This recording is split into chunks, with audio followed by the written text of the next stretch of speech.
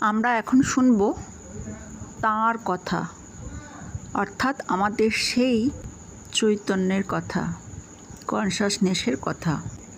এটি হলো মানবের জাগরণের বার্তা। আমাদের জানাচ্ছেন আচার্য স্বামী ত্রৈলোক্যানন্দ মহারাজ। আপনি কনসাসভাবে যদি জীবনে যা করণীয় তা করেন, তা জীবনে শুভতা বা পজিটিভ রেজাল্ট আনে। এটা স্বর্গ। জীবন স্বর্গ সদৃশ হবে, কিন্তু তার বিপরীত নরক।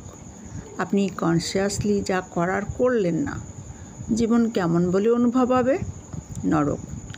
কনসিয়াসলি যেটাকে করা সেটাকে করলে পুণ্য বলে, কনসিয়াসলি যেটাকে করা সেটাকে না করলে পাপ বলে। আনকনসিয়াসলি যেটা করা সেটা যদি করেন, ওটাও পুণ্য, কিন্তু ওতে আপনার জীবন ব্যালেন্স হবে, প্রগতি হবে না। আর আনকনসিয়াসলি যেটা করা সেটা যদি না করলেন, তাহলে আপনি শুধু প্রশ্ন করতে থাকবেন নিজেকে, এটা কেন, ওটা কেন।